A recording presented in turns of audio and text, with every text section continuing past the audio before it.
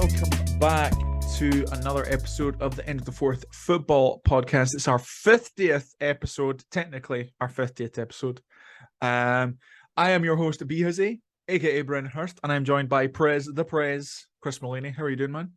I'm doing all right, mate. I'm doing all right. Are you buzzing? I can't believe we made it 50 episodes.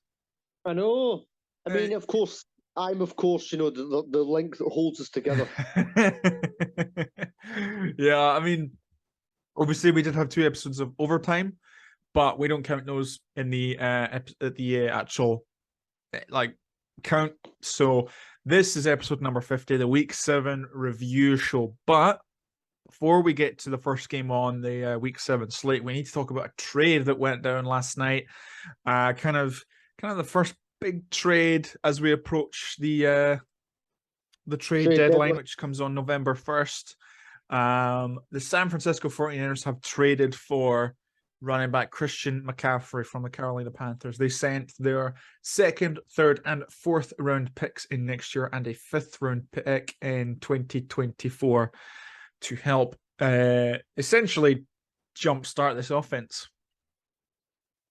To be honest, they could have sent them 2 bottles of Iron Brew and a wham bar. I mean, Carolina's in dire need of a lot of help. Oh yeah. Mm-hmm. Mm-hmm. I mean, it's poor. I mean, they basically are right now just a fire sale. Yeah. What the best thing right now to do is just blow the whole thing up and start over again. Yeah. I think one of the only guys that could really keep them seeing would be JC Horn.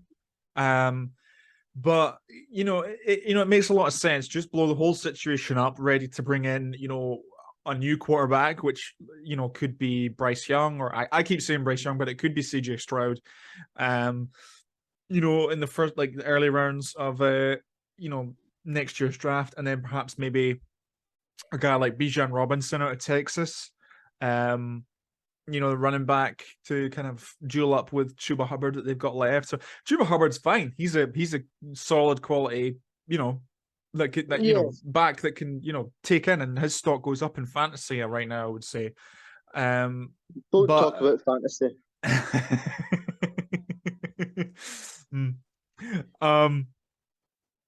But yeah, I mean, I like the move from Carolina because it just makes a lot of sense. Just have the new staff that comes in with a completely fresh start. The new coach who's going to bring all his own coordinators.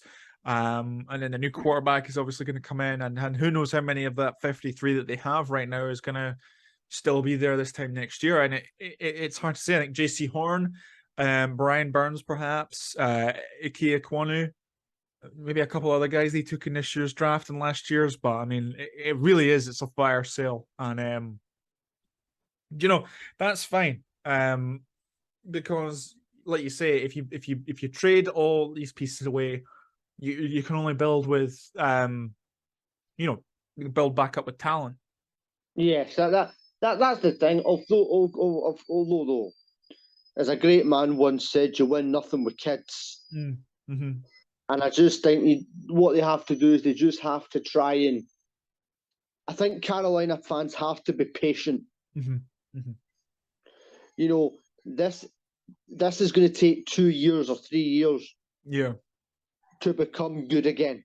Yeah. The kind of new staff kind of stamp their authority on things.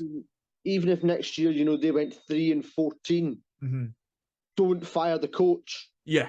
Let him build, have the patience.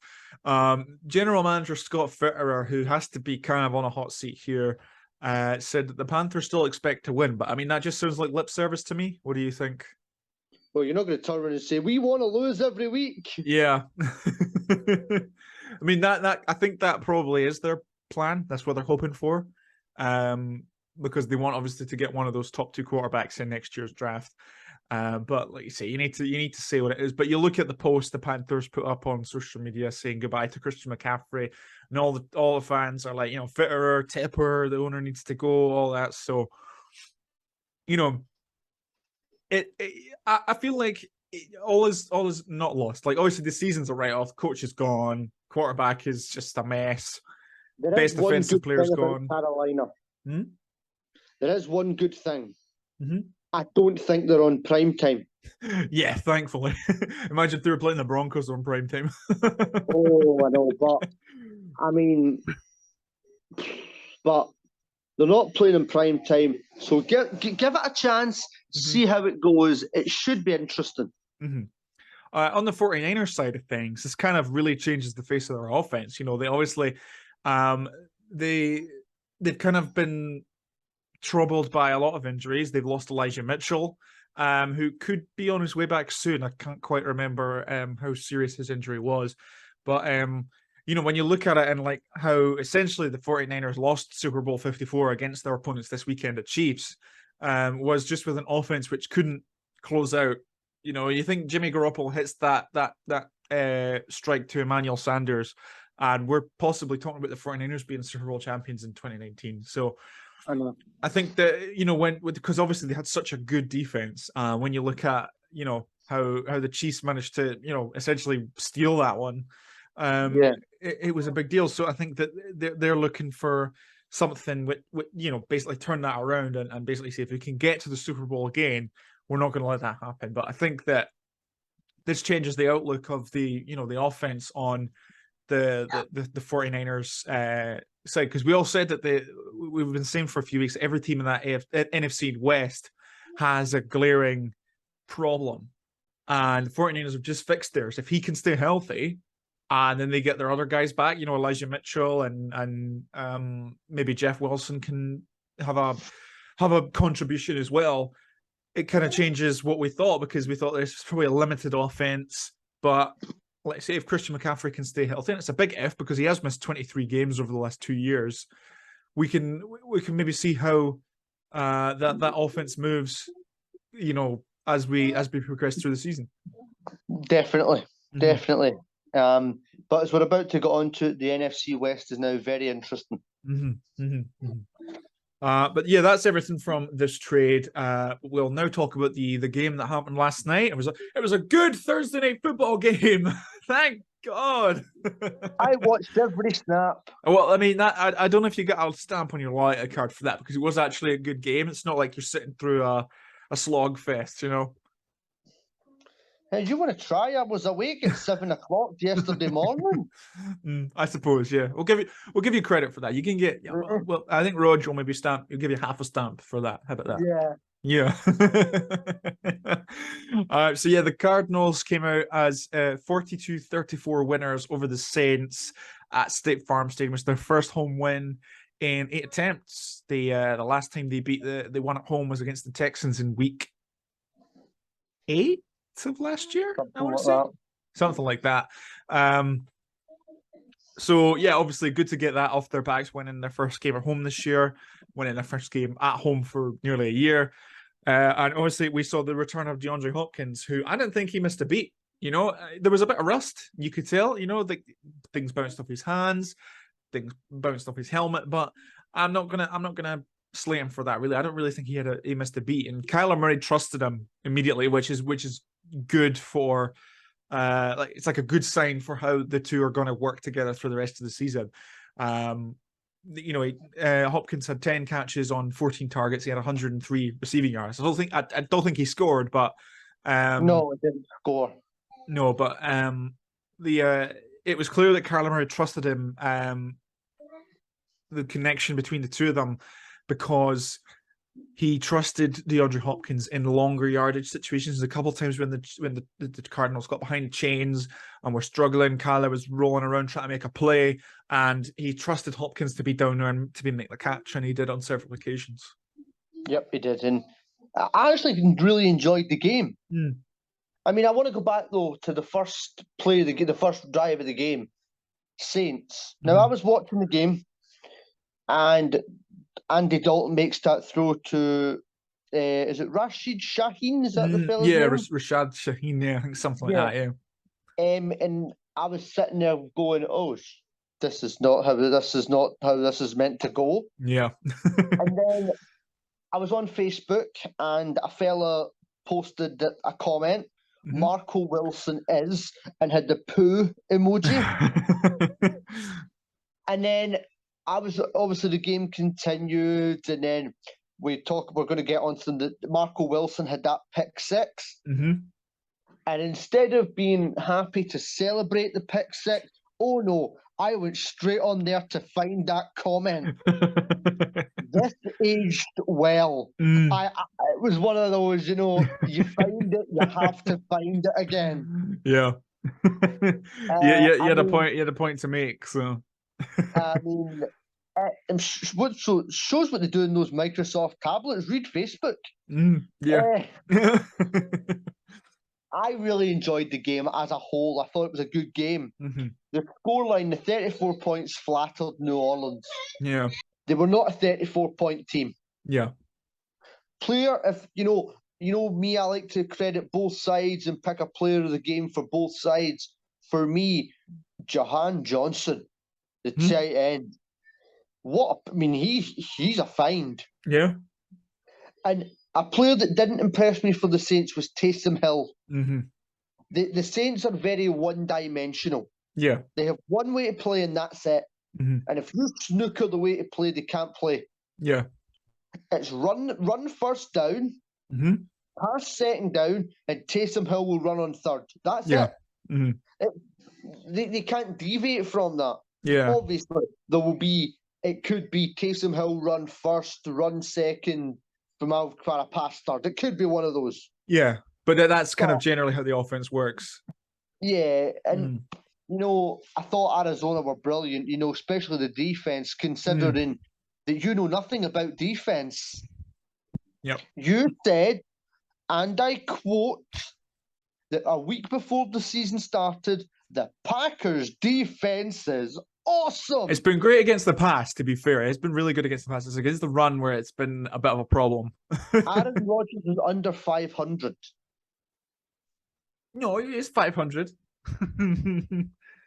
We'll get to that on Sunday. Right. But yeah, no, I will admit I didn't think much of this Cardinals defense.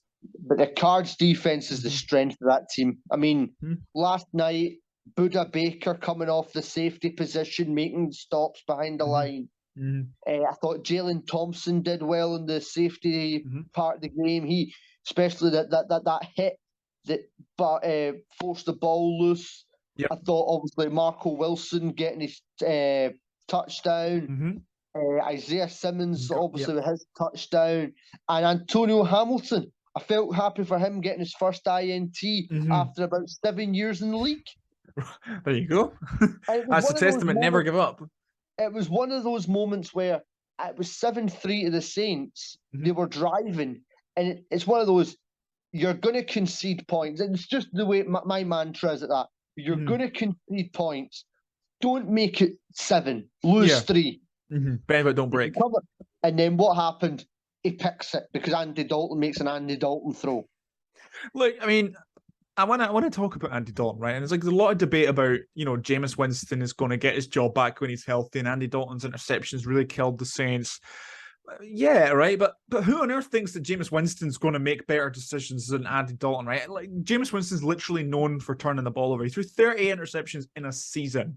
All right. Also 30 touchdowns.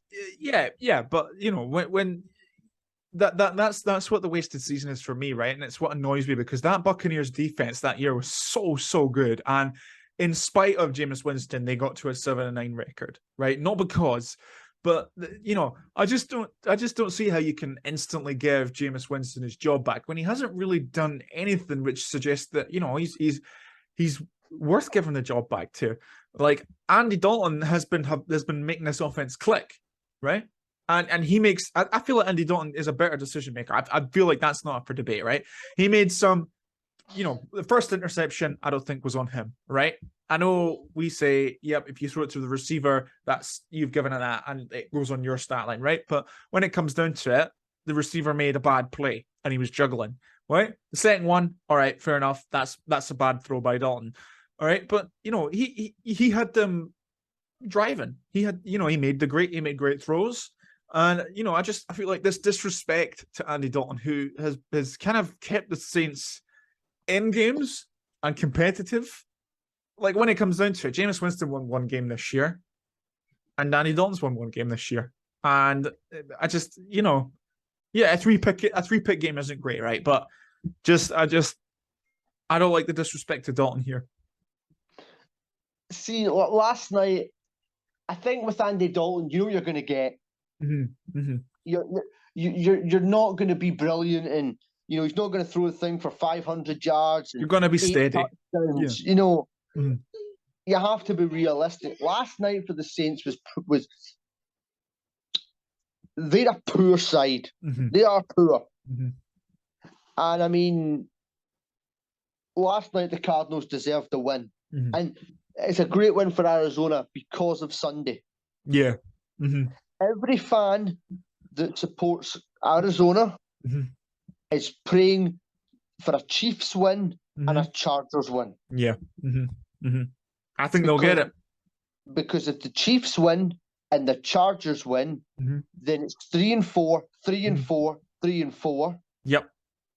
Next week, the Rams play the 49ers. Mm-hmm. Arizona's got 12 o'clock Kirk. Mm-hmm. And I can't mind who Seattle play. They might have be off. I'm not sure. Can't think off the top of my head. It's really weird that you're not looking at Seattle. Yeah. And I think that now that, what you call him? Now that DeAndre's back, mm-hmm. Zach Ertz is playing well. Eno Benjamin played well last I want to talk night. about Eno Benjamin. I really do. I think that... I thought Arizona are in good stead. And you know what? Justin Jefferson, Adam Thielen, Dalvin Cook, whoever... Mm-hmm. Beware of that Cardinals defense. Mm-hmm. Mm-hmm. I think it's scarily underrated. I think if you underestimate this team, which I think that Saints went into this game, they did to an extent, and they were punished for it. I want to talk about Eno Benjamin, right? The guy is obviously ASU. People know I'm an ASU, fan.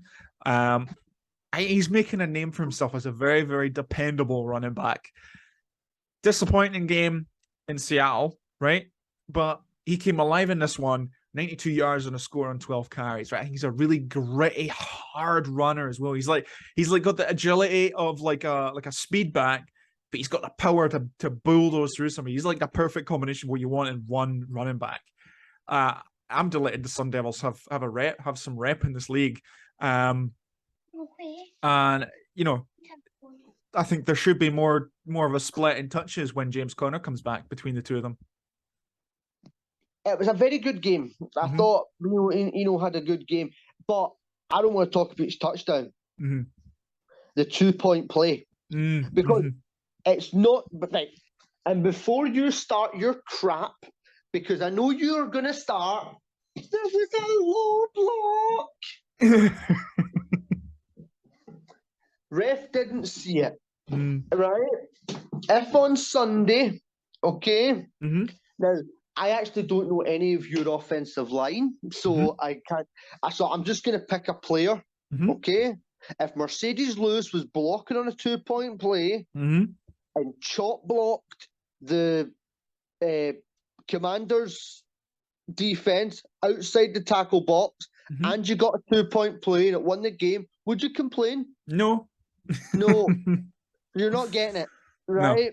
No, fair enough. The ref didn't see it, so it doesn't matter. But at 14-14, it's a different game than 14-12. Yeah. Finally, I want to talk about the Saints defense. Well, Saints in general really here, and I think that you can put a lot down to Andy Dalton's interceptions last night. But their turnovers in general, their turnover margin and ratio that they've got is, it's not helping them at all. They're last in the league in turnover ratio now at -10. Obviously 3 last night. A lot of that is on the offense, but the defense isn't getting productions from its big-time playmakers. Where's Cam Jordan, Marcus Davenport? Why are they not making plays? We've seen so often from the two of them over the years. Tyrann Mathieu's been struggling. He missed a lot of tackles last night. I mean, to be fair, everybody did, but he's been struggling. Marshawn Lattimore's been out injured. So the defense needs to kind of help out. And, when you've got a -10 turnover margin ratio, whatever you want to call it, it's not a recipe for success and a team that can make a charge to the playoffs. I mean, I think to be honest, this Saints team is cooked. Yeah, definitely. You know, just like you said, if the Cardinals lost last night, it would be them that's cooked. But the Saints team, I just don't think is going to get out of a 3-game hole in this NFC, which people say it's not as competitive as the AFC, but you know, there's still a lot of, you know, we say you got the Eagles, the Vikings, and that's about it. Well, obviously the Giants and Cowboys as well, but you know, no, Daniel Jones is not Daniel Jones. It's just Daniel Jones. Yeah. But yeah, I mean that you know, we're just happy to get a good Thursday night game. To be fair, looking forward to one next week. I've got to watch it, so I'm looking forward to that. But yeah, that's it for the recap of this game. We'll catch you on after a short break. We'll talk about Sunday's games.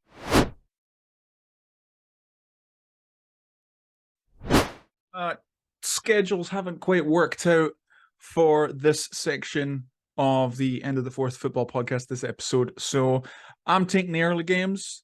Chris, you'll hear after me. He's got the later games from 9:05 through at prime time, including the very, very surprising victory for the Bears on Monday Night Football. But I think it's important to remember that I get to rant about the Packers. Chris messaged me after the game on Sunday, and he said, "I will allow you to swear on the podcast on Sunday." And you know, well, I'll get to it. That's you know, that's the last game I'll talk about. Just the way it's rolled. It's not any particular reason. That's the way it's gone. But yeah, so we'll start with Browns Ravens, where the Ravens run out as 23-20 winners, just about. I think that this was encouraging to a point where the Ravens may have finally turned a corner with regards to blowing leads. They were leading by 3 with just 3 minutes to go in the fourth quarter. When Jeremiah Owusu-Koramoah forced a fumble on Justice Hill because there was no J.K. Dobbins, he's being. I don't.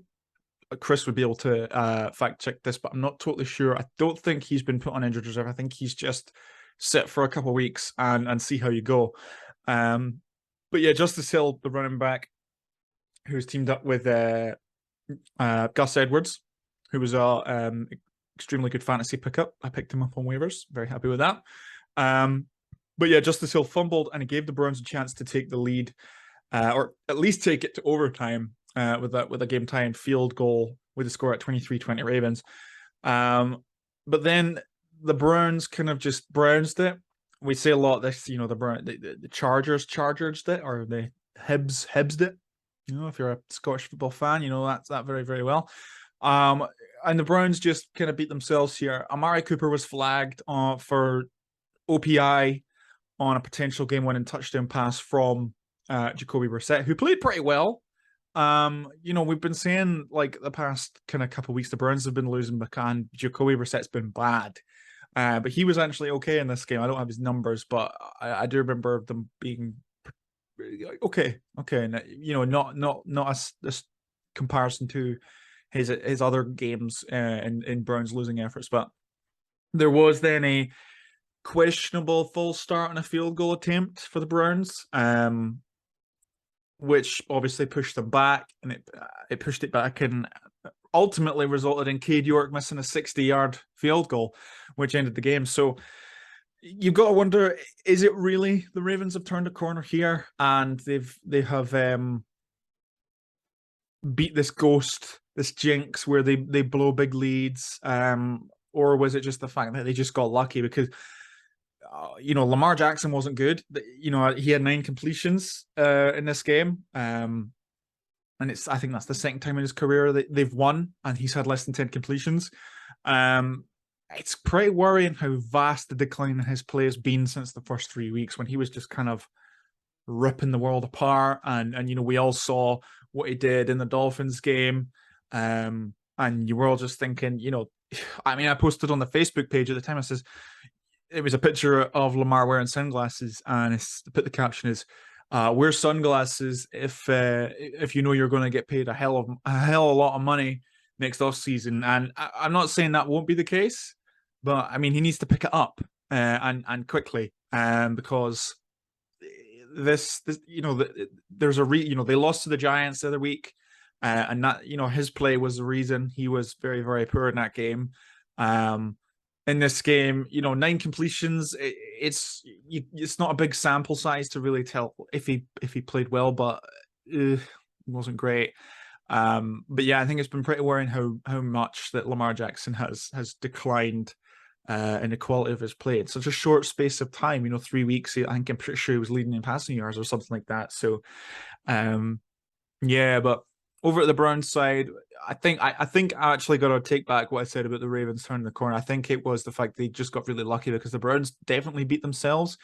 The flags on the final drive were pretty questionable, but Kevin Stefanski insisted on passing the ball again, and he did end up going back to the run. But there was a point where it was basically resulted in disaster, because after 3 straight passes on the third one, 3 straight pass attempts on the third one, Jacoby Brissett was strip sacked, and it ended up, I don't know if it was a scoop and score, but it did end up leading to a Ravens touchdown. So, very, very disappointing turnout for the Browns. I'm sure they felt like this one was pretty much there for them. And yeah, I mean, the questionable false start on the field goal to tie the game, potentially, I said a couple of weeks ago I'm not interested in bad calls because that's what referees do. Maybe it's a bit of karma coming back to this Browns organization, for particular reasons. But yeah, Ravens moved to 4-3 if I'm not incorrect. Which is obviously good for them. The AFC North is kind of heating up.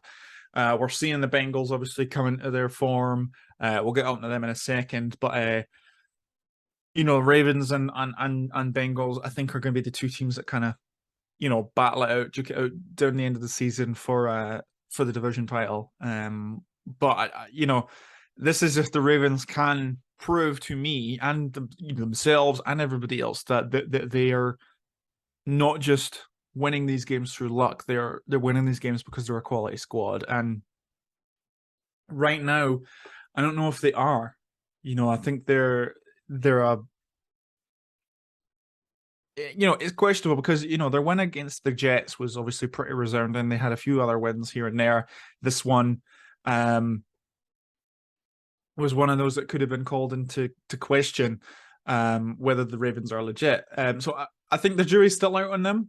I think they'll be okay, but you kind of want to see a swift turnaround and soon. But I think the Browns are pretty much cooked. I think at worst, they at best they can't afford to lose another game before Deshaun Watson comes back to really have a chance of him, taking them anywhere. So yeah, it's going to be interesting. Regardless, this season's going to come down to another exciting conclusion, I'm sure. I think this is one of those divisions which could be settled on the final day. So yeah, we'll see. But we'll move on to possibly the shock of the weekend, where the Panthers ran out as 21-3 winners against the Tampa Bay Buccaneers. What the hell is going on with Tampa right now? There's some urgent soul searching needed. Mike Evans missed an absolute sitter in the game's opening drive. It just went straight through his hands. That kind of destroyed all the potential they had. They just didn't really look up for it after that point. They only scored 3 points the rest of the way. And, it's a tough one because this team, there's been a lot made of the NFC heavyweights. You've got the Packers, you've got the Buccaneers, you've got the Rams, the 49ers, who are all kind of struggling to really get going. And then, teams that have got a bit of, innovation, some new stuff going, the Vikings, the Eagles, even the Seahawks to an extent are all got better records. Now, for the Seahawks, maybe that's an anomaly case. I don't know, but they are top of the division right now. Regardless, it's just very strange. I have trust. I think that this Buccaneers team is just. I want to say, like, it's going to be fine. Like, let's be honest here. Like, there's nobody's going to take over them in that division. Nobody's good enough to once the Buccaneers get hot, which I think they will, because I just, you just learn that you don't doubt Tom Brady here in any situation. They had a very, very slow start in 2020, and then they ended up winning the Super Bowl. So I would still say that the Buccaneers are still, my pick for the Super Bowl. I think it's slightly less secure now, but I think that that there's no reason to panic. I think they're going to get things figured out because Tom Brady always manages to get his squad to do so. They always figure things out when we just hope. And this is the thing; it's the worst thing because see, this time last year, when I was in the middle of my very, very salty Tom Brady hate phase, this is the kind of result I would be, would have cheered me up for the Packers losing. But you look at it this week this year, and it's just like I don't take any joy from this anymore. I physically don't care what happens to Tom Brady's team, because I've been burned by wanting him to not win like in 2020. So I'm not putting that into very, very good words, but I know what I mean, and that's all that really matters. I don't fucking care. But we need to talk about the team that actually won this game. The Panthers, they're going to be delighted with this win. I watched this game. I watched the Packers game with Owen and obviously his lovely girlfriend Maria, and we were seeing that the Panthers were winning, and you're thinking, what? Surely the Buccaneers are going to turn this around. There's no way, but of course they didn't, and they were very, very surprised, and they were delighted. And it's nice to see some delight on their faces. I haven't seen it in a long time, in regards to the Panthers. So really though, in the long run, how happy are you going to be with this when it's the kind of thing that puts you out of the CJ Stroud, Bryce Young race?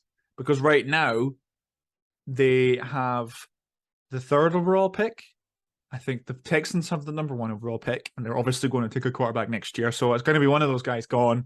And the Saints have the number 2 pick, if I'm not incorrect. I could be wrong about that. Actually, no, it might be the Lions. Well, yeah, regardless, the Lions have the number 1 pick, the Texans have the number 2 pick. That's those 2 guys gone just like that. So is it a real victory for the Panthers? I don't know. Bragging rights, NFC South divisional win, great. Beating Tom Brady, great. But in the long run, I'm not saying tank, right? But when you get rid of a guy like Christian McCaffrey and you get rid of your head coach, which I agree with, okay, that was the move they had to make. But they obviously got rid of Christian McCaffrey, like me and Chris spoke about on the Thursday night, before the Thursday night recap. A culture reset is a pretty wise move, because it's likely that Scott Fitter will be out of a job, the GM will be out of a job next year. It's going to be a lot of new faces in the Panthers building, and you'd think that the first part of a culture reset would be to get a young star under center, and you've got somebody that you can rely upon for at least 5 years, right? Because neither of these guys are going to bomb. That's a soundbite that. But like, it would be a good place to be in if you can guarantee yourself one of those guys. But like, let's say I'm not saying tank, right? Because we've spoke about the quarterbacks that could be available next year. Jimmy Garoppolo, I'm trying to think. Kirk Cousins could be. That would be a good move. So it's not necessarily the end of the world, but to be able to say the new coaching staff, the new GM, the new front office staff, all that kind of rubbish, have their guy that they can nurture and take them to the next level. Because with these veteran guys, we know what we're going to get. You're not going to win a Super Bowl with Kirk Cousins, unless you were to play the Packers in the NFC Championship game, because it's like a double whammy of NFC Championship game, and Kirk Cousins always ups his game against the Packers. It's just how it goes. So you could get to a Super Bowl with Jimmy G, but only if you've got everything around you, which is excellent. And is that going to be the case in Carolina for the next couple of years? I don't know, but they're going to be happy with this win, and really that's all that matters. The Panthers fans are going to be happy. I just worry that maybe they're going to have to settle for a guy with more question marks, maybe a guy like Will Levis out of Kentucky, or I don't know, just one of these other quarterbacks. And that's not to disrespect, but we know that Bryce Young and CJ Stroud are a class above. The quarterback class this year coming out, the 2023 quarterback class is going to be a different animal to last year's. So, but more on this game. Brian Burns and DJ Moore were very, very impressive considering all the noise that's kind of been around them. Both of them have been, rumored to be in trades. Apparently, the Panthers were offered 2 first-round picks for Brian Burns.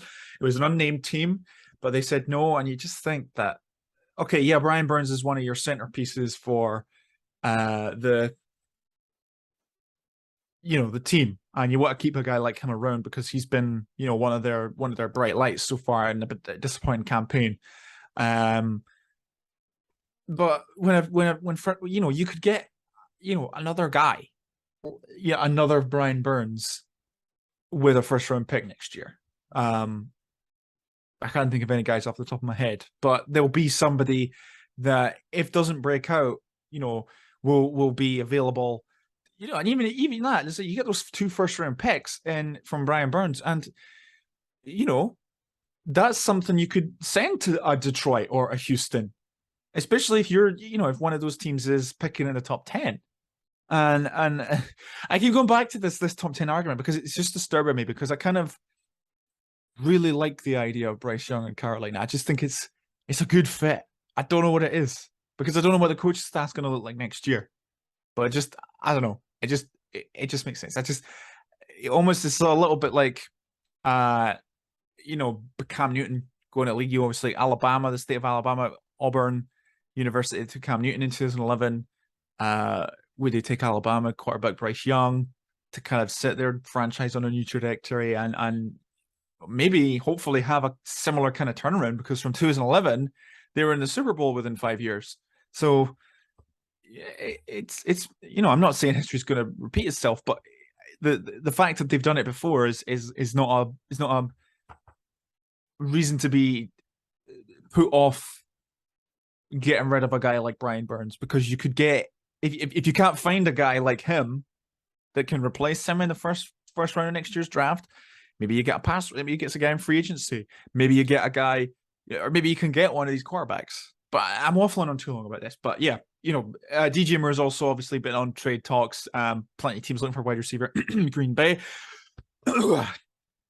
Brian Burns had the Panthers' only sack of the game against Tom Brady, and DJ Moore had 7 catches for 16 yards and a touchdown on absolute dime from PJ Walker, who, seems to be the only quarterback in the league that can effectively deal with, 2 safety high shell coverage. Just seeing it time and time again, he just makes the right throws against it, and the touchdown, the throw for the touchdown on this was just really, really impressive. So, I've spoken a lot about this game. I've said everything. I kind of waffling on. It's difficult when you don't have Chris to bounce off of, but it's what it is. We'll keep rolling here. I'll run a bit hurry up offense. Falcons 17, Bengals 35. And my first takeaway from this game, I thought, was the Bengals offense of last year is back. Joe Burrow had 344 passing yards at halftime. And I can hear Chris say, he's not elite. Oh, Brandon, what are you talking about? He's not elite. Give me a break. This guy is the real deal. All right. He makes the right decisions. He makes the right throws. Since week 1, I don't think he's put a foot wrong. He was, especially since they started winning. They got the win against Miami, and they just figured things out, and now they're 4-3. And all those Bengals fans which may have been panicking at 0-2 are now, we're chilling. We're tied for the division lead. If things go a different way on Sunday Night Football, they're a game up on the Ravens right now. So, yeah, the fact that he had 344 passing yards at halftime, It could have smashed the single game passing record with 688. I think the record's 554, set by Norm Van Brocklin in 1951. There's a bit of pub quiz trivia, NFL pub quiz for you. But the explosiveness that I've been begging to see from this Bengals defense for a Bengals offense for a long ass time is back, and I'm really hoping it can keep it up and prove me right with what I said. I said that the Ravens may win the division at first. I flipped just before the season. I'm more confident about that now, and I'm happy with it because I don't trust this Ravens offense to hold this Ravens organization to hold on to any kind of lead. And yeah, I think the AFC is obviously very, very competitive. So I don't know if a second team from this division makes it out. So I think the Bengals win this division. On to the other team. Does anybody have any idea what we've got in the Falcons, right? I mean, they're tied to the lead in the NFC South, but they just can't seem to find a consistent formula for success. They had flashes of good looks on offense throughout the game, but they couldn't keep it up. And a concern for me, obviously they know what they've got in Marcus Mariota, right? The guy's accurate. He doesn't have a big arm, but put him in a good position, where the good running game, the defense can help him out. And you can get a guy which can win you a couple games. You can, Marcus Mariota is a guy that if he can stay healthy, which is a question mark, but if he can stay healthy, can put in a shift and can put in 17 shifts throughout a season for you and do all right if things are okay around him. Okay. And I know this is their identity right now. They're wanting to pound the rock. They're wanting to use Marcus Mariota as kind of a game manager, which is fine. He had 107 passing yards in the game, and that's not a lot, even for a game manager. And 75 of them came with one pass to Demir Burton, and that went for a touchdown. But when nearly 75% of your passing yards for the whole game come in one play, what were you doing the rest of the time? So the Falcons aren't a good team, and that's not Marcus Mariota's fault. All right, he's just doing what they're asking him to do, and I think he's doing a fine job. But it's a concern just how limited he is as a passer right now. For the Falcons, and again, they've got nobody to throw to. Obviously, Calvin Ridley suspended for the year. Zacharias, whatever. They've got a couple other guys, but they're just guys, We don't know. Who's it? Is it Drake London?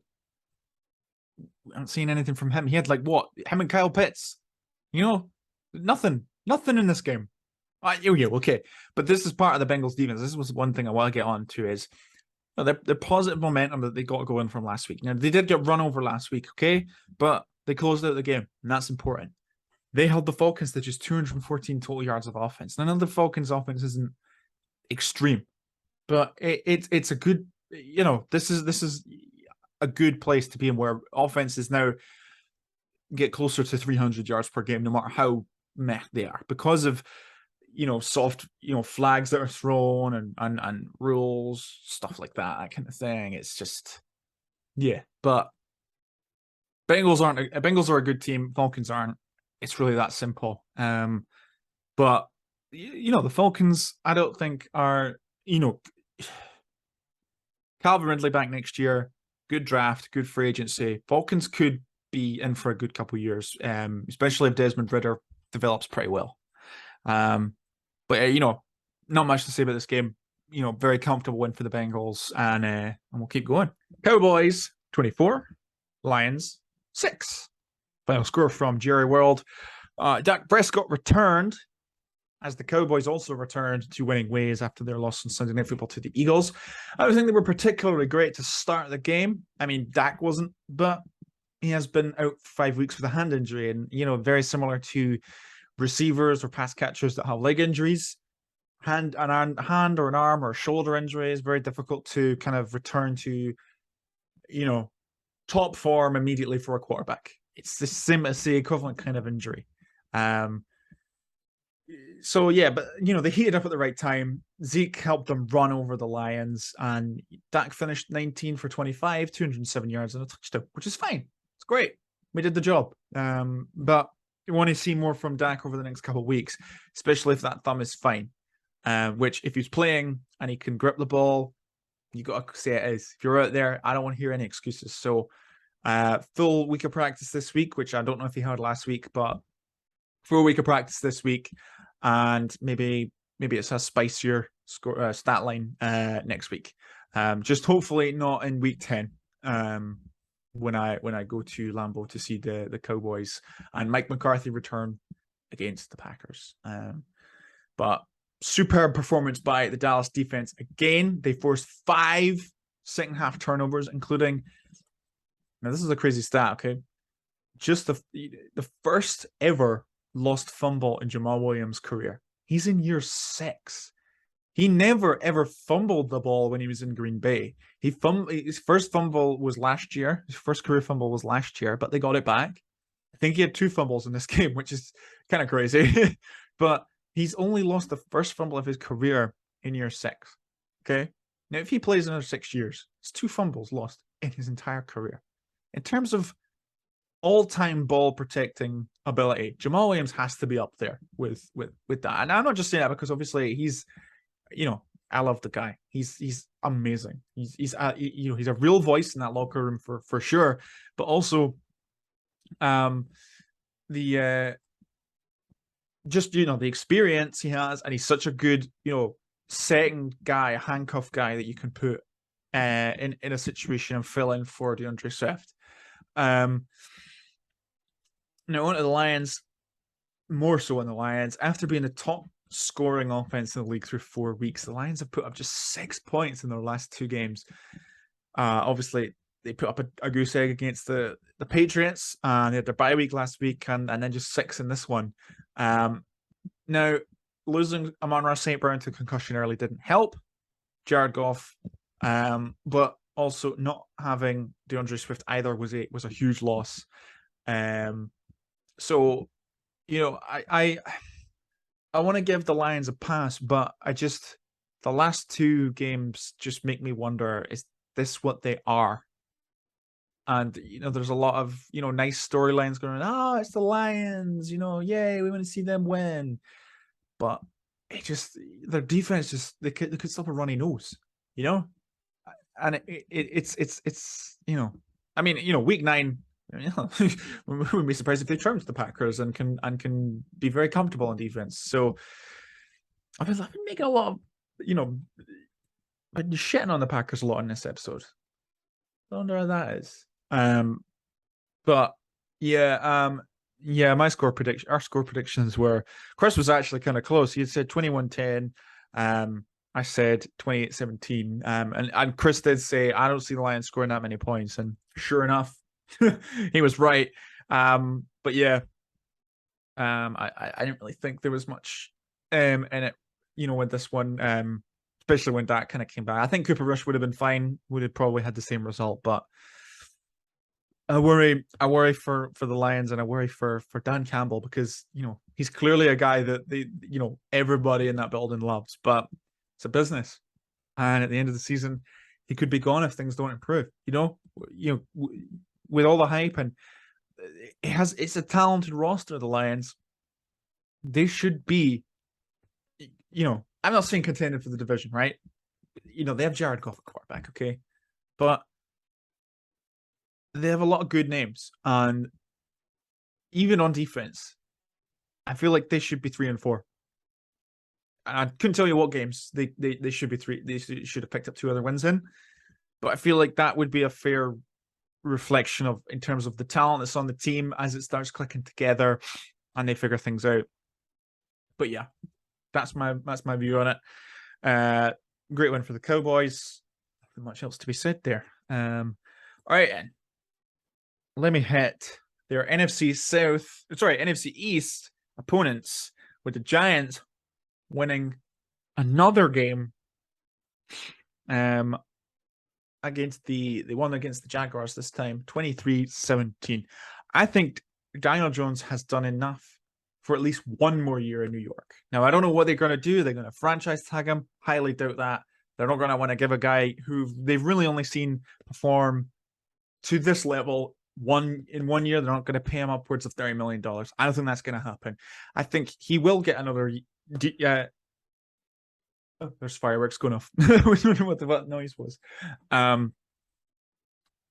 They're not gonna give Daniel Jones a big time contract. I think he'll get a 1 year, maybe 2 year, kind of $8 to $16 million. I think. Just as they kind of want to see more of what they've gone, because yeah, he's been good, right? He's been making better decisions. And he looks like he understands the game much better now. But I still don't have faith in the guy throwing. I think that in terms of like to win the game, he can make the right throws at the right time. But could he lead a game-winning drive if Saquon's gassed on the sideline, and he's got to make 5 or 6 or 7 big-time throws against a defense. Now we saw it against the Packers in London. He did pretty well throwing the ball. That was his best game throwing as pro, in my opinion. But I think that for sure he's done enough for at least 1 more year in New York. He needs to keep it up.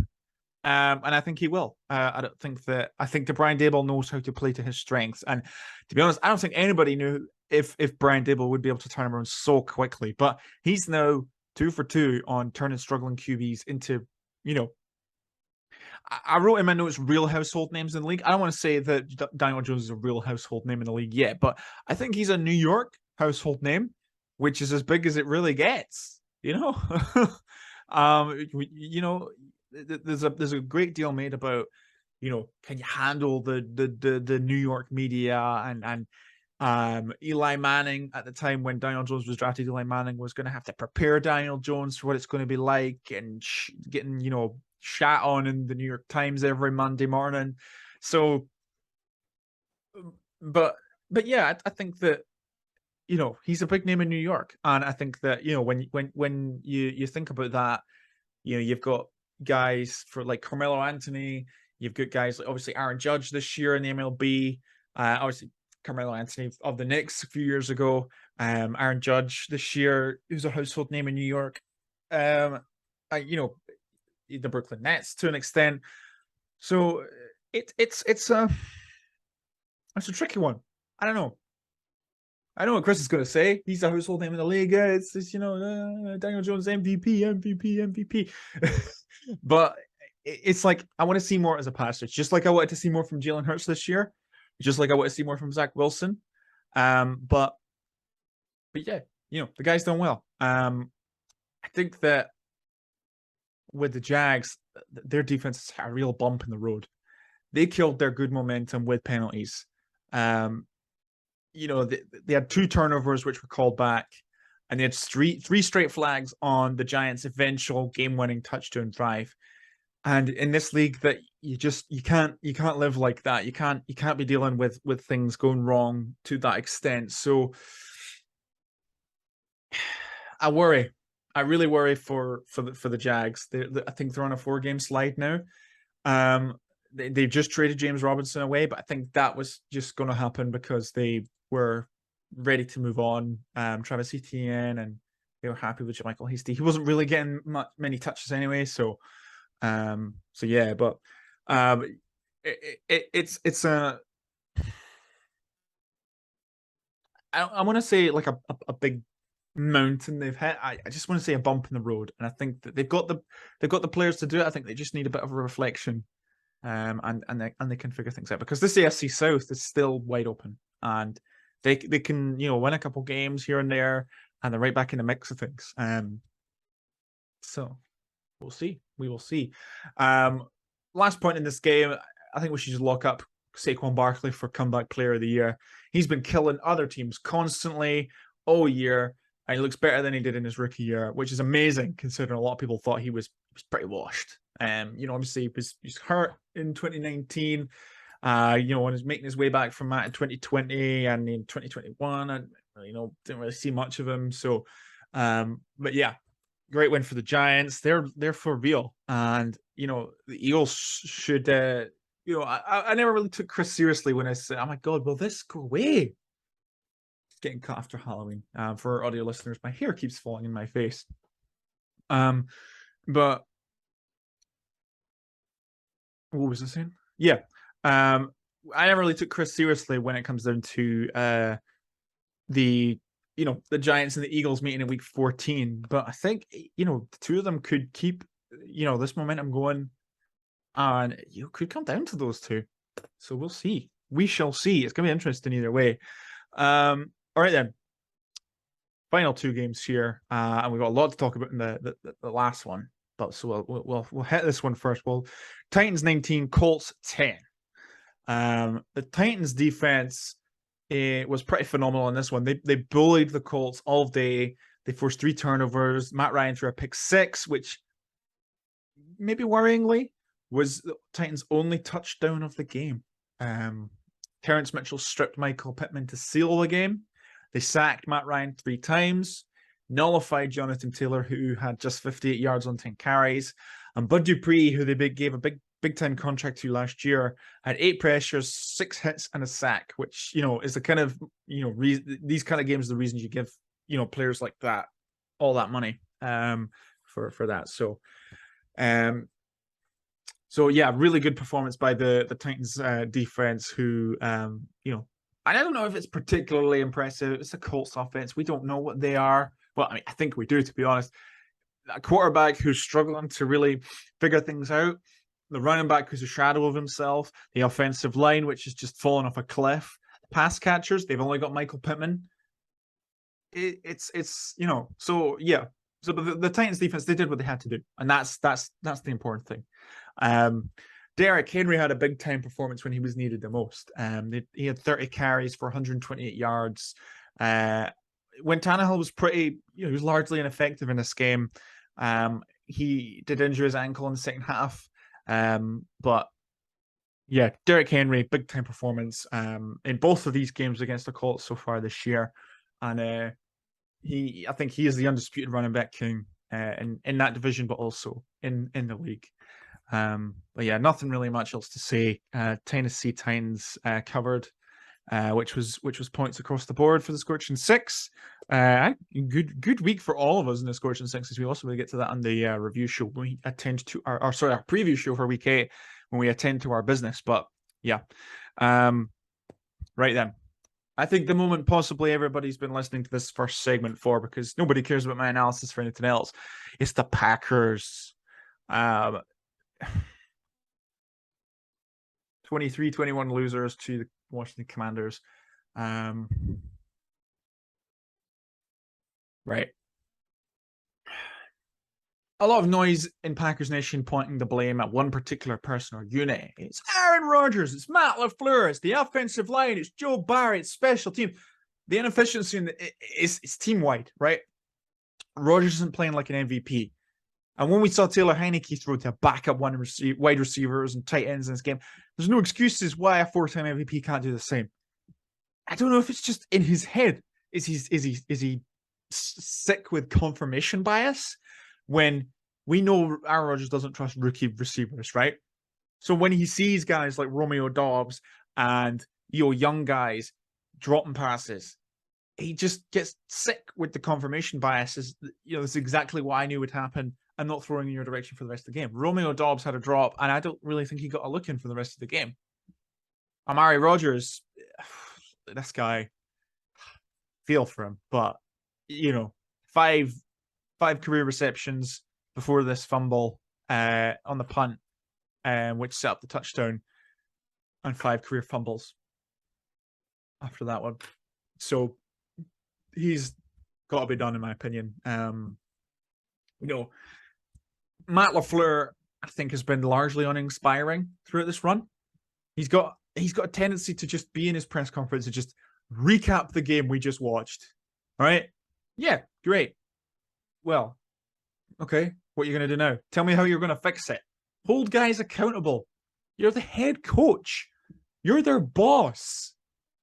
Just, if they don't like it, tell them to find another team. They just don't have the mentality strong enough to play for this team, which is a team which plays in a city colloquially known as Titletown. The culture is winning. Guys like, yeah, it's all right. Pick guys up if they make mistakes. Amari Rodgers getting patted on the sideline. But, the guys need to be called out. You're not there to be their friend. You got to get on with it. Look, okay, you're boss at your job. is there to, it's not there to be your friend. It's there to essentially sign your paychecks and tell you what to do, right? If you can get along with them to a point where you can consider yourself friends, that's a bonus. But that's not the point. A head coach is not meant to be friends with any of his players, all right? They're just meant to get along, and if they can go for dinner, they can go for a drink, whatever. Great, bonus. But I'm not interested in hearing that Matt LaFleur shouldn't be calling people out like I've heard on Packers Twitter this week, because that's just, Aaron Rodgers does it, and he gets slated. So is Matt LaFleur just happy to let Aaron Rodgers take the brunt of this? Because, I guarantee it would be a very, very different looking from the media if it was Matt LaFleur calling guys out over Aaron Rodgers, all right? Okay. Back to this. Let's talk about Washington. Taylor Heineke had a very, very gutsy performance. He was rubbish to start the game, 2 for 7 or something, that pick 6. He then came out as a changed man. He was completely fearless. He wasn't scared about throwing against Jair Alexander, who I think had his worst game as a Packer. He got bitched by Terry McLaurin twice. 13 for 16 in the second half, 162 yards in a score. He led scoring drives of 74 yards, 72 yards, and 61 yards, and he mixed in several big-time throws to seal the game. He just seemed to be able to get accurate throws off so quickly from just ridiculous platforms. Like he was, the 1-2, I think it was to Terry McLaurin to seal the game. He was on his back foot. He just launched that, and it was a telegraph. And Jair Alexander just got it horribly wrong. I think that's an anomaly for him, and I'm not worried. But he's had his worst game as a Packer, like, considerably now. So, yeah. I think that it's nothing to worry about in terms of him, but things need to change in Green Bay. And he's one of those guys that needs to be not having bad games. If anybody has to have a bad game, it can't be him. Right, now, let me talk about the proverbial elephant in the room, which is Aaron Jones. Now, Aaron Jones hasn't had 20 touches in a game since week 8 of 2021. So in the last 15 games where he has 20 touches or more, which dates back to 2018, the Packers are 15-0. It really shouldn't be that simple, but it is. We've been saying run the ball with Aaron Jones. It's not even that anymore. It's just get him involved. I simply don't understand how he has continually been frozen out. Like, if the most simple, obvious objective on the offense can't be achieved, what is the goal? Is it to get Aaron Rodgers some nice stats so he wins the 3rd straight MVP? That's not happening. All right? It's not happening anymore. It's a guy, Patrick Mahomes is winning that MVP. Josh Allen is. Aaron Rodgers isn't winning this MVP unless a trade for a wide receiver goes down and he makes an immediate impact to be, a guy that is a number one receiver. Al Lazard's great, but he was in a sling. So he's probably out for at least 6 weeks. And I'm surprised I haven't heard if he's on injured reserve yet. Okay. I just don't get it. Who's going to look in the mirror and be like, something needs to change here? Do you trust Aaron Rodgers? I think his ego's massive. I think he wants some nice stats. I don't know. The only solace I can take from this 3-game slide for the Packers right now is that, I think we're obviously going to lose on Sunday Night Football to the Bills in week 8. So 4 games in a row lost, right? The only solace I could take from that is the last time we lost 4 games in a row, we went on the most unbelievable tear, winning like 8 games in a row up to the NFC Championship game. Now, is that going to happen again? I don't know. I don't think this is a very, very good football team, but I do still believe that Aaron Rodgers can heat up when he needs to. Okay? I think that he could galvanize. He's gonna, he said after this game, he was asked if they could still make the playoffs, and he's like, "You're goddamn right." And I think Minnesota may as well just print their division winners t-shirts now. But Packers could sneak in the back door, right? Because the Vikings win the AFC North, Eagles win the NFC East, Buccaneers win NFC South, and the NFC West is, nobody wants to win that, I don't think. So that could be any of them, right? And that leaves the Giants make the playoffs, the Cowboys. I don't think anybody else going to run from those other two divisions. The Packers could sneak in as a 6 or 7 seed. And, you know, who knows? Who knows? I don't want to come across as just a biased, deluded Packers fan, because I'm not saying we're winning the Super Bowl. But just get in the dance, figure things out, and I feel like Aaron Rodgers can do something. And, you know, I want to see resurgence from Matt LaFleur, where he just changes what he does. You know, it's not even making excuses. He's just telling us what went wrong. Oh, we need to play harder. We need to do this. I want to see something else from him. He's been, you know, if I was on that Packers 53-man roster, he's not somebody I would run through a wall for, if I'm quite honest. I don't know what goes on in the locker room. I don't know what's said pregame. I don't know what's said in the huddle. I don't know what's said in planes, trains, buses, Zoom calls, film room meetings, whatever you like. I don't know what's said, but from what I can see from Matt LaFleur in post-game press conferences and press conferences throughout the week, he's not somebody I'd want to run through a wall for. And I love the guy, but I want to see more from him as a head coach, because this is the first time we've seen him face adversity, and he's not responded well. He's not responded well. But that's it for me. I get the easy shift. I only had to talk about six games, was it? 1, 2, 3, 4, 5, 7 games. I was talking about 7 games. Chris gets the gets 8 primetime games. Or is it? No, I don't get the easy shift. He gets the easy shift. 1, 2, 3, 4, 5. Yeah, he only has 6 games to talk about. That's effed up. Right. Regardless, we will now go for a break, and you'll now see Chris talk about the games in the layer window and the prime time.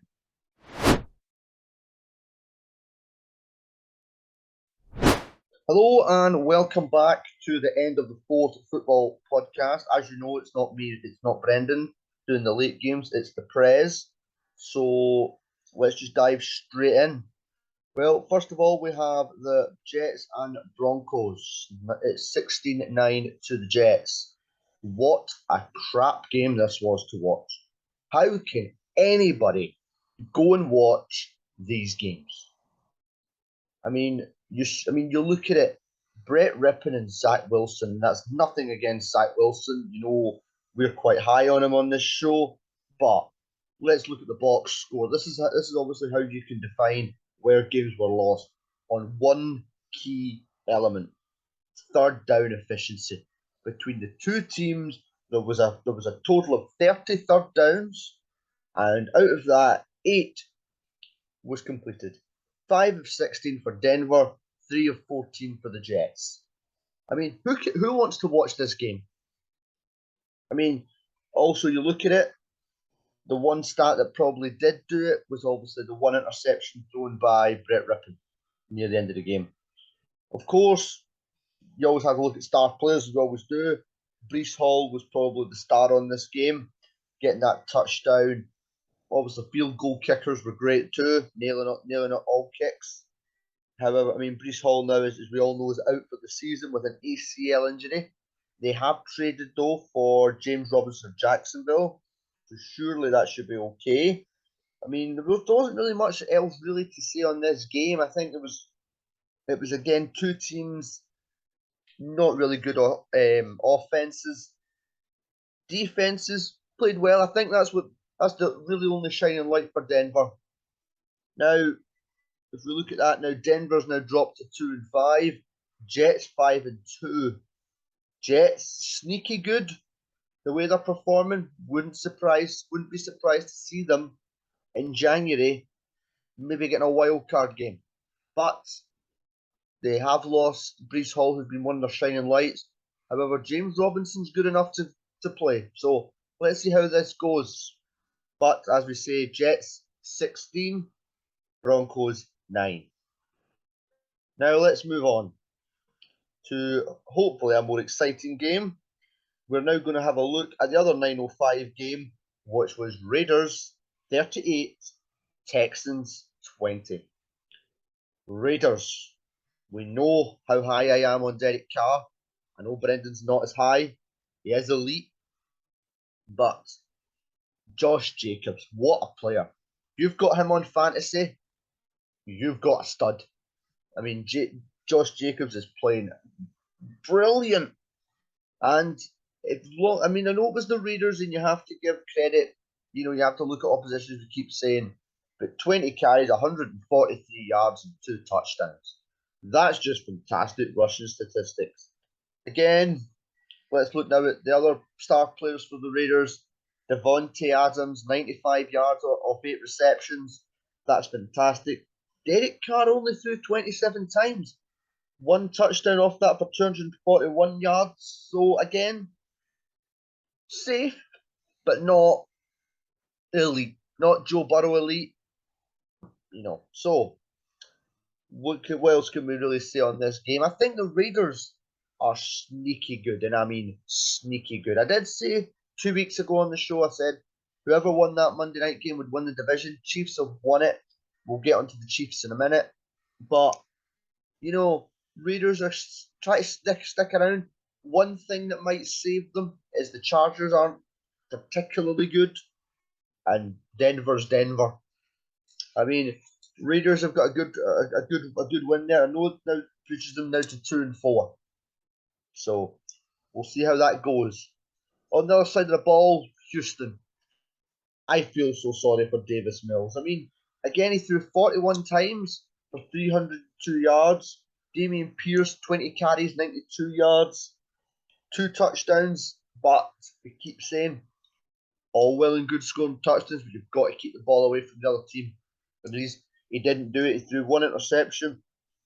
Philip Dorsett, nice to see him get a touchdown. He's not really considered elite or anything like that, so we don't really discuss him. But he'll be okay, I think, for Houston. I think short downs he can make throws if he has to. I mean, Sunday there he had 2 receptions for 45 yards, so it also shows he can mix it up a bit. But it should be okay for Houston. I mean, Raiders had to win that game. Nothing else really to say about that game. I mean, more passing yards for Houston, but more rushing yards for Raiders. So Josh McDaniel playing to the strengths of the Raiders, getting the win. So as we know, that now improves the Raiders to 2-4.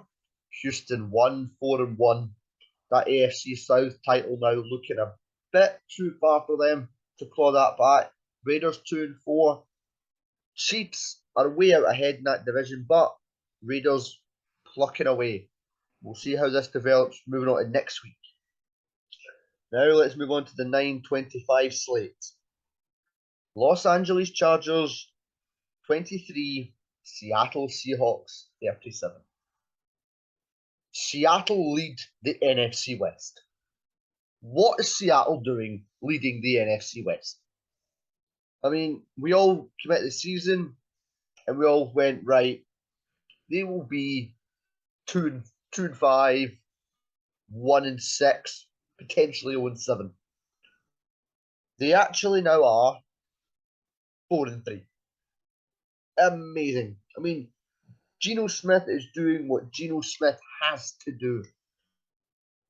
Be competent is the word that we're looking for. Be competent. 210 yards off 27 throws, 2 touchdowns. Of course, the pick. Let's not look at the pick as a big thing. Kenneth Walker, 168 yards off 23 carries and 2 scores. Kenneth Walker, if he is not a candidate for Rookie of the Year, what is the NFL doing? He's basically been brilliant the last 2 weeks for me. I mean, he dominated that Cardinals defense. He dominated the Chargers defense. The Chargers are a team in a bit of trouble now. Why are you getting any quarterback in this league to throw 51 times? And I don't care how great you are. 51 times for 293, 2 touchdowns, and again a pick. Austin Eckler, 9 carries for 31 yards. The Chargers are a bit of a team in mess because Mike Williams now is out for a few weeks with an ankle injury. J.C. Jackson looks like he's done for the season. When you lose 2 of your star receivers, I mean, Keenan Allen only got 2 catches for 11 yards, so he's clearly not healthy either. But we did say I said to Brendan off air, Giselle once said, Tom talked about Tom Brady. My husband can't throw and catch. Well, ask Justin Herbert to show him how. We all saw that one. It was batted down and Justin Herbert caught it. So that does count as a completion. It was for -8 yards. But I think Chargers are in a bit of a trouble right now. 4-3 though, that's the thing. They are still 4-3 in that division. So they've hit a bit of a, I don't know if it's maybe injuries or Justin Herbert's ribs or whatever, but you've got to play to your strengths and they've got to get that run game going. Austin Eckler is basically a non-existent factor. There's no point in having a good elite running back without using them. You know, it's like having a Ferrari outside and say, oh, it's all right, I'll just drive a Citroen. You know, play to your strengths. And clearly, running the ball could be the strength of this Chargers team, but they're relying too much on Justin Herbert. So, the Chargers, as we're just about to conclude now, after looking at that game, the Chargers 4-3, Seahawks 4-3, but more importantly, Seahawks lead the NFC West. What a division! The allegedly toughest division of football is turning out to be, because nobody, not even me, none of your NFL experts thought that the Seahawks would be anything other than a fourth place team in that division. Now let's move on to the star attraction, America's game of the week. It was Patrick Mahomes against Jimmy Garoppolo, Super Bowl 54 rematch, and the Chiefs won by 44-23. Patrick Mahomes is phenomenal. He is phenomenal. I think there should be a rule now in the NFL. Patrick Mahomes has got to throw left-handed.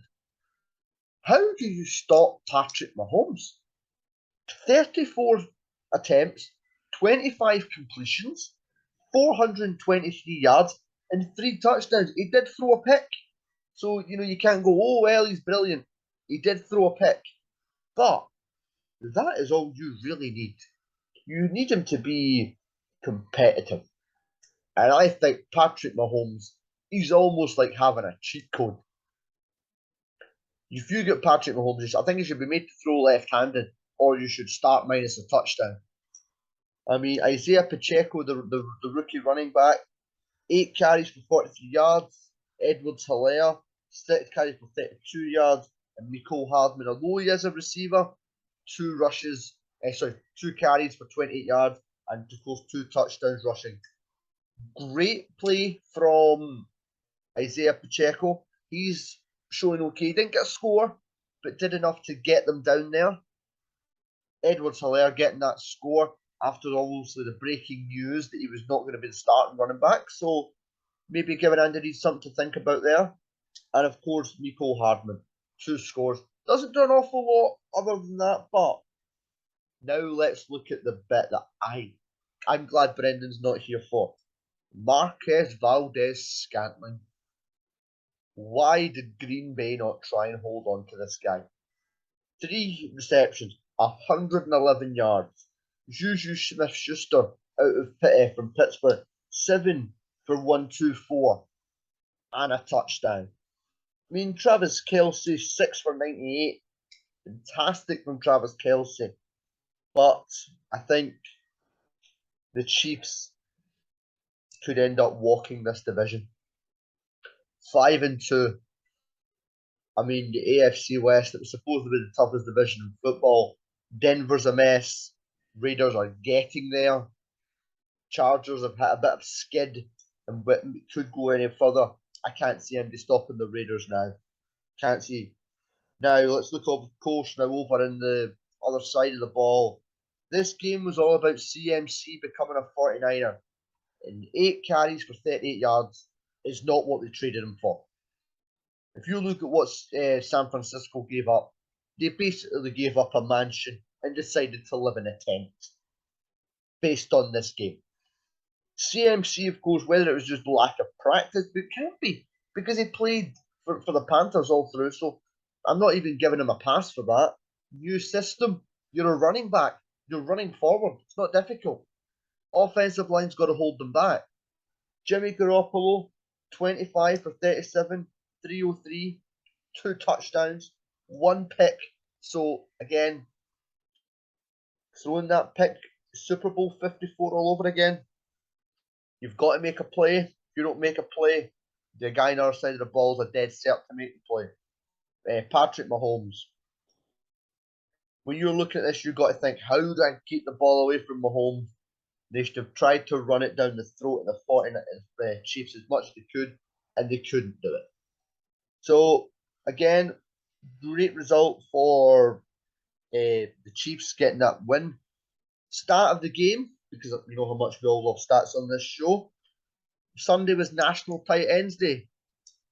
George Kittle, 6 receptions for 98. Travis Kelce, 6 receptions for 98. Both will be first ballot Hall of Famers.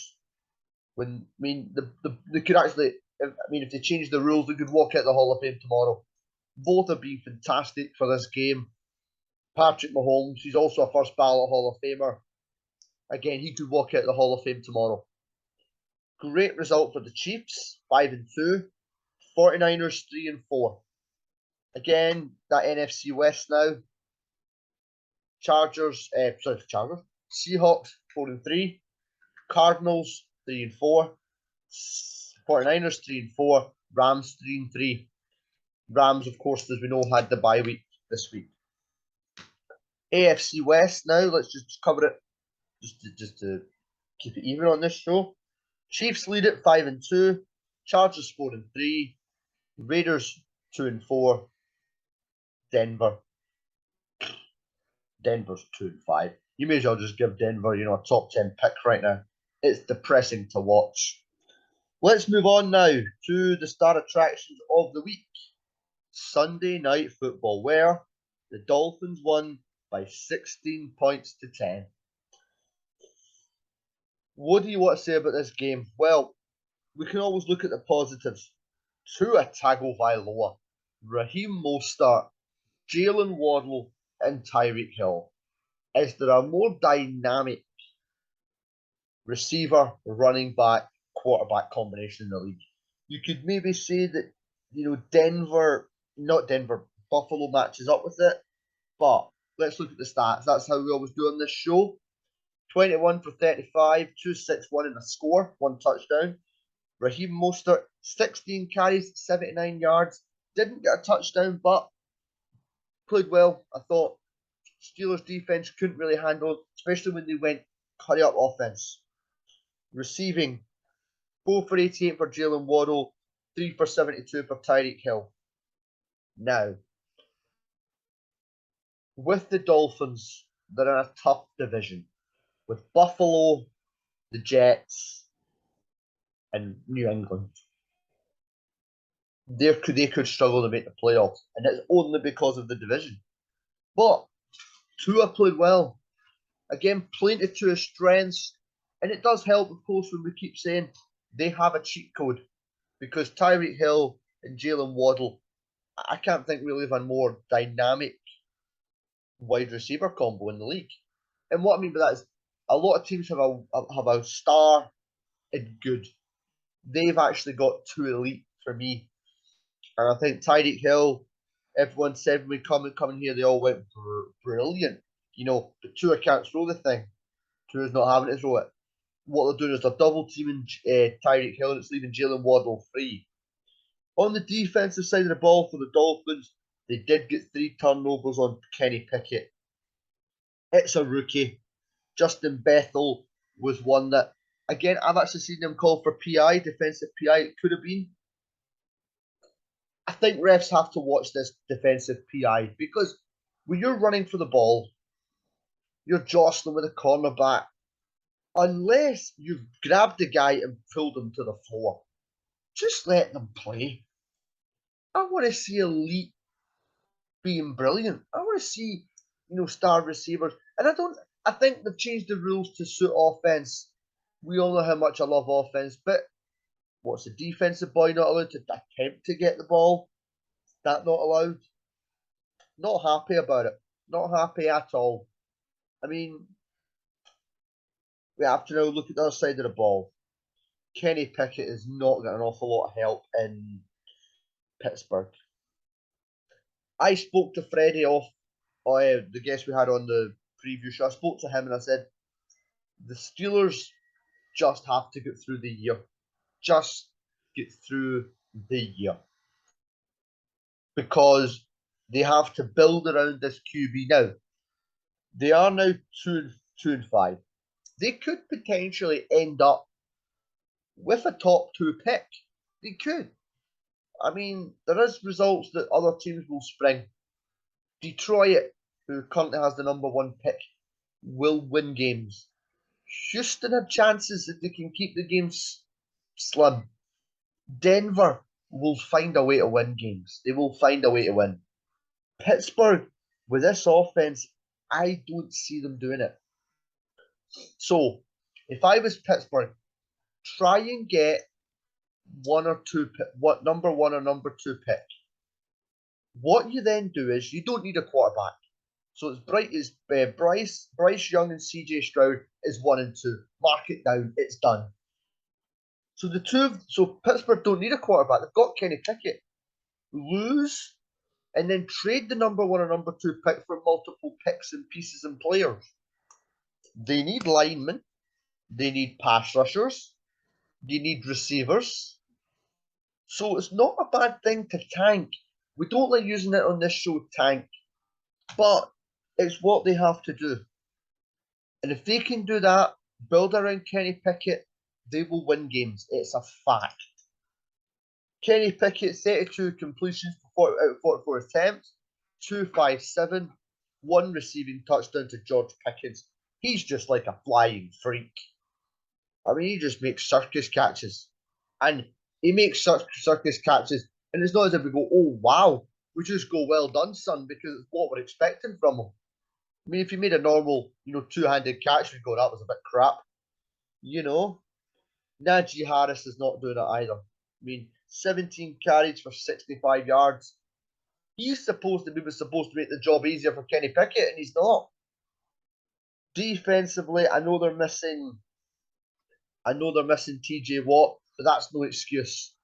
After half time, they put Tua under an awful lot of pressure, and out with that, I'm going to try and pronounce the fella's name here, so I do apologise if I get it wrong. The number 9, Egbena Hoeni. We're gonna go on that, about 87 points in Scrabble. Got that pick. They were his interception away from winning that game, or at least taking it to OT. Pittsburgh, I feel for them a wee bit. So, great result.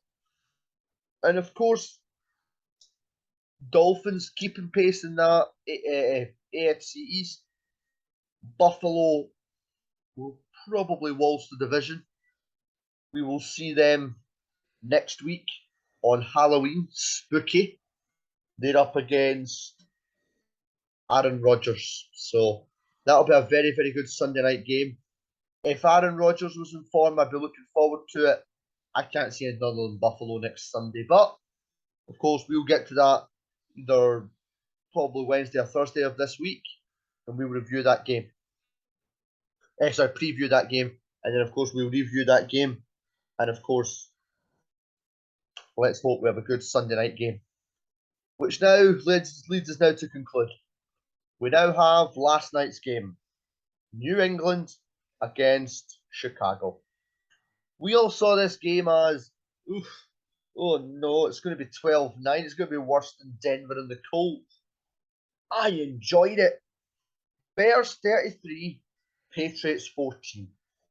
Where do you want to start? Let's start with the start of the show, the Patriots. 14 points, and they have issues at quarterback. Mac Jones was starting. He made 6 attempts, 3 completions, 13 yards, and a pick. That's ridiculous for a number 15 pick. That's the number 7 round, 15th pick, not the first round, 15th overall. He is rotten last night. So you held a chance. Zappy time. That didn't work either. 14 completions, 22 attempts, 185. Did get a touchdown to Jacoby Myers, but 2 interceptions. What's Belichick going to do? Belichick has issues, clearly. Because he doesn't... I mean, he said after half, oh, I'll start Mac Jones and Bailey Zappi. Well, he didn't play Mac Jones in the second half, so he's a liar. They have to run the ball, this Patriots offense. And 11 carries for 39 yards for Ramondre Stevenson. Did get a score, but 14 points is pathetic. Especially against this Chicago team, who we're not saying can't play. But their defense is brilliant. I thought Roquan Smith had a great game. Robert Quinn played well. I thought the corners and safeties played well. The amount of pressure that they got on Zappi and Jones was brilliant. Great to see Chicago be competitive, especially within that NFC North. Because that NFC North, Minnesota just may as well print the division winners t-shirts to now. But the way Chicago's playing, being competitive, Detroit 1-5, and the Packers 3-4. The Packers could potentially finish third in that division. I mean, Aaron Rodgers says that he owns the Bears. He might own the Bears. Vikings own the North. Chicago could finish second. Let's look at the other side of the ball. Chicago. What do you want to say about Chicago? They do not trust Justin Fields. We've now concluded that. 13 completions, 21 attempts, 179, a touchdown, and an interception.